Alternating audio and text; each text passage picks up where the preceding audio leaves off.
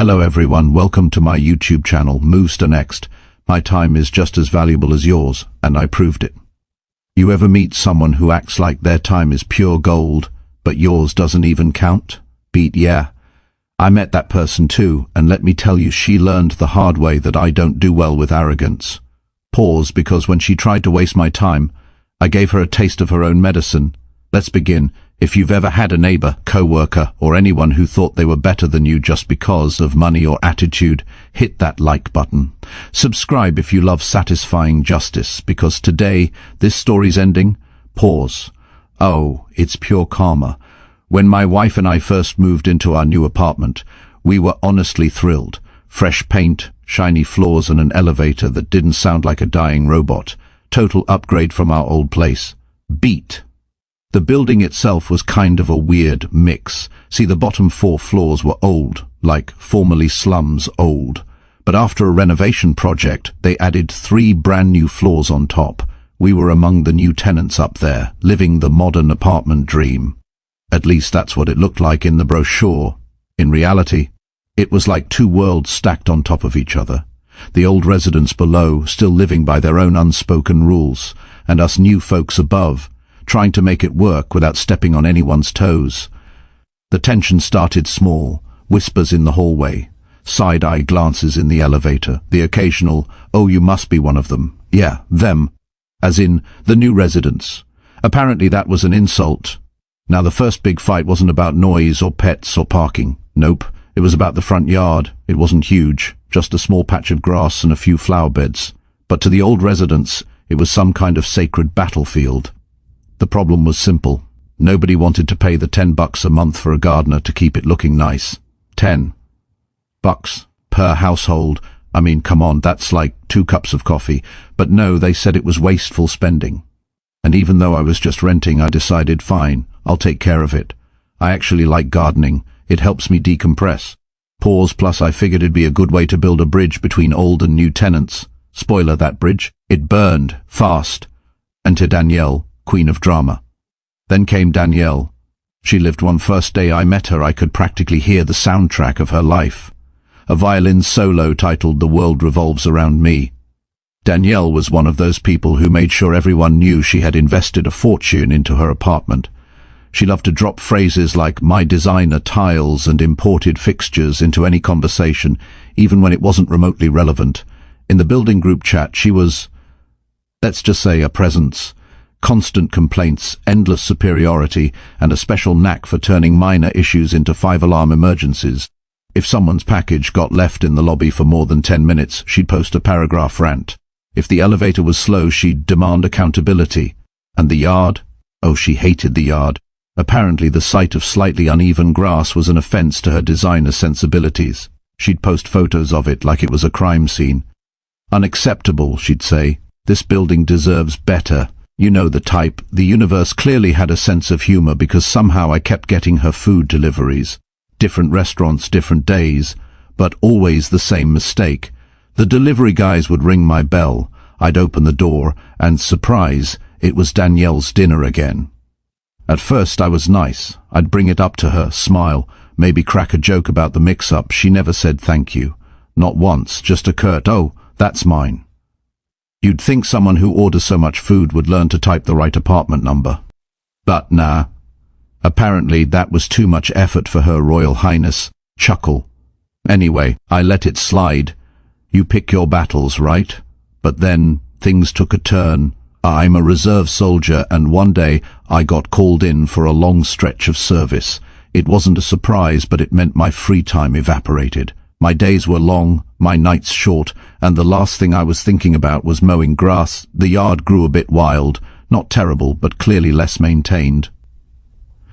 One morning, while I was away, my phone started blowing up with notifications from the building chat. Guess who? Yep, Danielle. She was furious, posting pictures of the yard, calling it an embarrassment, and saying things like, if the new residents can't even maintain appearances, maybe they shouldn't be here at all.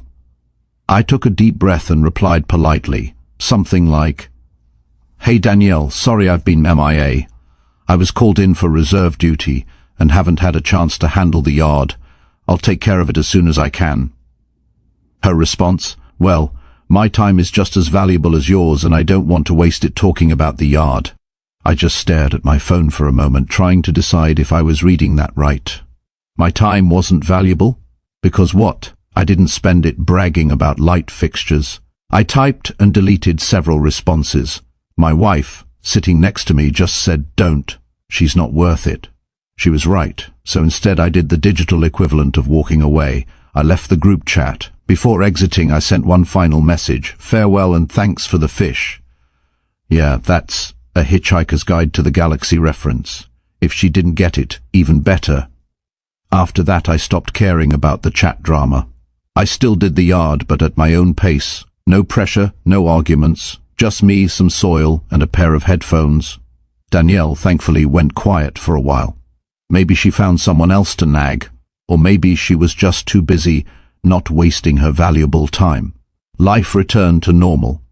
I came home from service, settled back into work, and enjoyed a few blissful weeks of silence. Then one day, karma decided to knock. Hard. It was a Saturday morning. Bright, peaceful, the kind of morning that makes you forget how annoying people can be. I was making coffee when I heard a knock at the door. I opened it, and there were two massive bags sitting on my doorstep, big, heavy sacks, the kind you'd expect if someone was feeding a small zoo. Each bag said premium cat food, £25, and the shipping label, Danielle last name redacted. I stood there for a second, blinking. Then I laughed. Oh, this was too perfect, the irony of it. The woman who'd spent months claiming she didn't have time to deal with other people's issues had now literally dumped her own problem at my door. I could have just dropped it off at her apartment, but then I remembered her golden words. My time is just as valuable as yours. All right, Danielle, let's see how valuable it really is. I grabbed a pen and a sticky note, bright yellow so she couldn't miss it. I wrote, "Dear Danielle, sorry I didn't let you know about your delivery sooner. I would have, but I value my time just as much as you value yours. Good luck." I stuck the note right on top of one of the cat food bags, neat and centered. Then, very slowly, very deliberately, I carried those massive sacks down to her door. Every step of the way, I could feel that bubbling sense of satisfaction, the kind that's not loud or angry, just deeply content.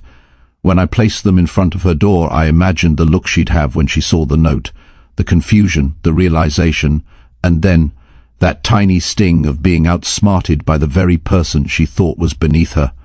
I didn't even need to see it happen. The mental image alone was chef's kiss. Later that evening, I heard someone in the hallway, the distinct sound of plastic being dragged across tile, followed by a sharp, irritated, "Are you kidding me?" That was her. I just smiled, sipping my coffee by the window. She didn't message me, not a word, not a passive-aggressive note, not a confrontation, nothing. But I did notice she stopped ordering deliveries for a while. Maybe she double-checked her address this time. Or maybe, just maybe, she realized she wasn't the only one whose time mattered. Either way, the silence was glorious. Sometimes, revenge doesn't have to be big.